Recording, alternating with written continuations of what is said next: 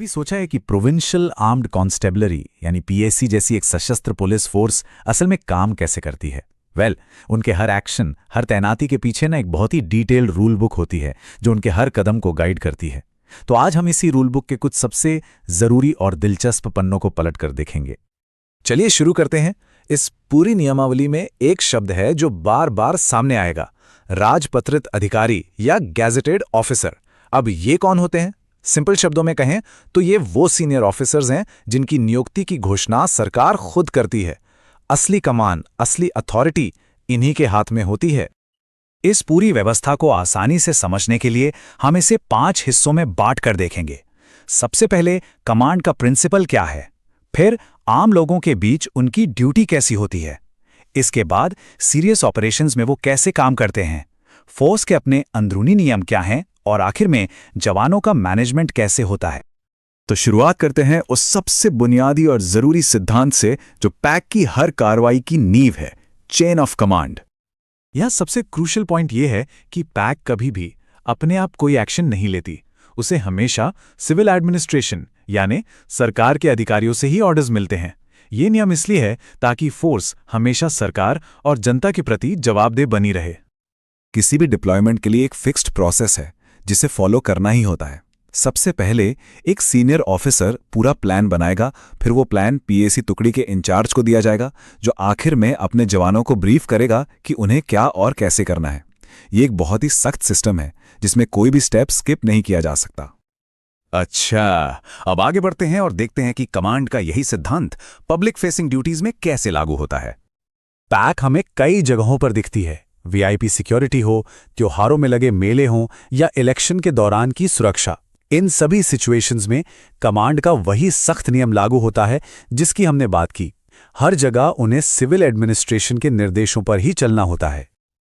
ये एक बड़ा ही दिलचस्प उदाहरण है जो दिखाता है कि नियम कितने डिटेल्ड हैं।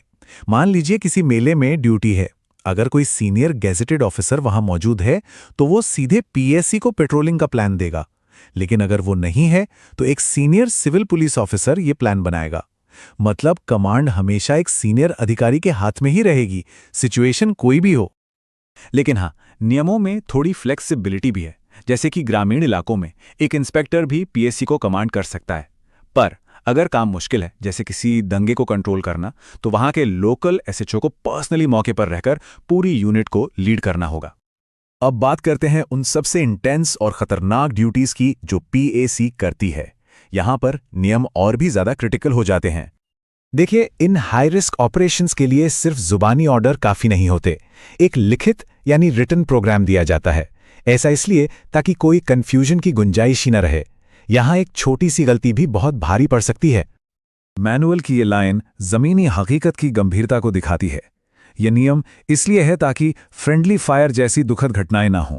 जरा सोचिए, जब हालात इतने तनावपूर्ण हों तब एक छोटा सा पासवर्ड कितना जरूरी हो सकता है। और ये एक और बहुत ही महत्वपूर्ण नियम है। जब सांप्रदायिक दंगों जैसे बेहद नाजुक हालात हों तो एक गजेटेड ऑफिसर का वहां होना और कमांड संभालना मैंडेटरी है। ये नियम पक्का करता है कि ऐसी सेंसिटिव सिचुएशन को संभालने के लिए सबसे अनुभवी और सीनियर लीडरशिप मौके पर मौजूद रहे। पब्लिक ड्यूटी से हटकर पीएसी अपने एक सख्त इंटरनल सिस्टम से भी चलती है जिसमें इंस्पेक्शन से लेकर सामान्य शिष्टाचार तक सब कुछ कवर होता है। फोर्स में अकाउंटेबिलिटी और रेडीनेस बनाए रखने के लिए एक लगातार निगरानी का सिस्टम है।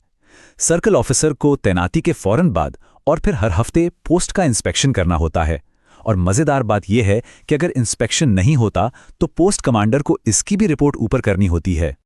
ये नियम सिर्फ एक फॉर्मेलिटी नहीं है, बल्कि डिसिप्लिन और आपसी सम्मान का एक बहुत बड़ा हिस्सा है।